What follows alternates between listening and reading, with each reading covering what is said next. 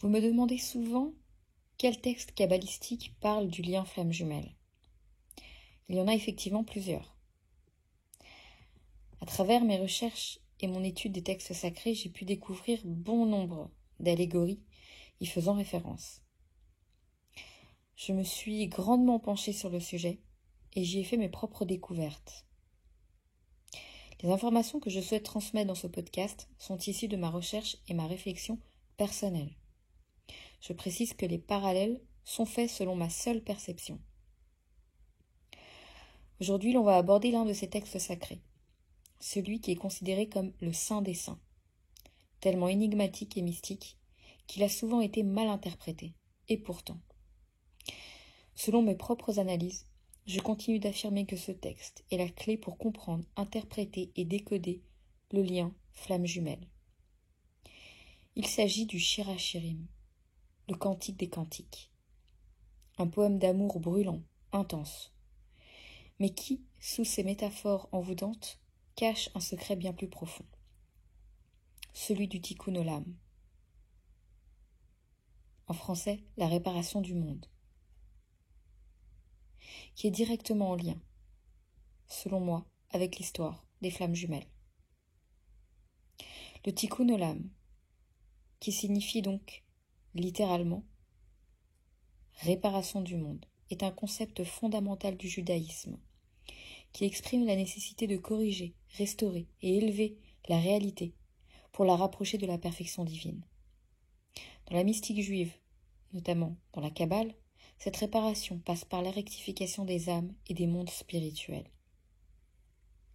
Ce concept peut être directement relié aux flammes jumelles, qui, selon la perspective spirituelle, incarnent une mission de guérison et d'élévation de l'âme à travers leur parcours d'union et de séparation. Regardons quelques parallèles qui peuvent être faits entre le Tikkun Olam et le lien de flamme jumelle. La fragmentation originelle à réparer. En Kabbale, le Tikkun Olam est lié à la théorie des Shefirat HaKelim, c'est-à-dire la brisure des vases. Lors de la création, des réceptacles destinés à contenir la lumière divine ont éclaté, dispersant ainsi des étincelles de sainteté à travers le monde. Le tikkun, donc, la réparation, consiste à rassembler et élever ces étincelles. Le parcours des flammes jumelles est également fondé sur une fragmentation originelle. Elles sont perçues comme deux moitiés, d'une même âme séparée, pour expérimenter l'individualité avant de se réunir et d'élever leur conscience. Deuxièmement, un processus de purification et d'élévation. Le Tikkun Olam implique un travail de ce que l'on appelle le Tikkun HaNefesh, la réparation de l'âme individuelle, pour guérir les blessures karmiques et transformer les défauts en vertus. Les flammes jumelles passent par un processus similaire. Chaque jumeau doit travailler sur ses blessures, ses schémas limitants et ses blocages émotionnels pour se reconnecter à son essence divine. Troisièmement, la mission collective au-delà du couple. Dans le judaïsme, la réparation du monde ne concerne pas seulement l'individu, mais bien toute l'humanité. Chaque acte positif, ce que l'on appelle mitzvah en hébreu, contribue à ramener la lumière divine dans le monde. Les flammes jumelles ne sont pas seulement un couple, mais une unité spirituelle ayant une mission, élever la conscience collective. Leur amour ne se limite pas à eux-mêmes, mais doit rayonner autour d'eux, inspirant d'autres personnes à s'éveiller et à guérir.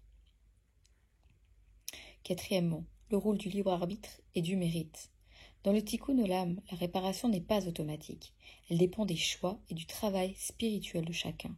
Il faut mériter la rédemption en agissant selon les lois et en recherchant l'alignement avec la volonté divine. De la même manière, l'union des flammes jumelles n'est pas garantie. Chaque jumeau doit faire son travail intérieur, surmonter les épreuves et choisir de s'aligner avec la mission de l'âme, plutôt que de rester dans l'ego ou la peur. Cinquièmement, l'union ultime comme reflet de l'unité divine. En Kabbale, la réparation du monde vise à restaurer l'unité originelle entre le Créateur et sa création, symbolisée par l'union entre le nom divin et la Shrina, la présence divine. Les flammes jumelles incarnent cette dynamique dans le microcosme, leur réunion symbolique, le retour à l'unité divine, une fusion de l'âme qui reflète le processus cosmique de réunification entre le ciel et la terre, entre le masculin et le féminin. Ce parcours de flammes jumelles peut être donc vu comme étant un tikkun personnel et collectif, une réparation globale, une opportunité de réparer non seulement notre propre âme, mais aussi d'apporter de la lumière et de l'amour dans le monde. Le lien s'inscrit dans le grand dessein de ce tikkun olam, où chaque union véritable, chaque éveil spirituel et chaque acte d'amour authentique contribue à la restauration de l'harmonie universelle. Oui, si vous avez déjà vécu ce lien inexplicable, ce lien qui vous consume et qui vous transforme, alors vous savez que ce n'est pas un simple amour que vous vivez. Ceci est un appel, une quête, une séparation douloureuse et une attraction irrépressible. Tout comme dans le Shirachirim, où la fiancée cherche sans relâche son bien-aimé, traversant les rues, interrogée par des gardes, perdue dans cette attente qui la ronge. Je vais donc vous présenter un petit extrait de ce texte. Pour les personnes à qui cela parlerait, je vous propose une étude approfondie du sujet. Si vous êtes intéressé, n'hésitez pas à vous inscrire sur la liste en m'envoyant un email sous danafjunivers@gmail.com. Shilem Laila al Mishkavi Bikashti et Sheahava Nafshi Bikashtiv Velo Metzativ. J'ai cherché celui que mon âme aime. Je l'ai cherché, mais je ne l'ai point trouvé.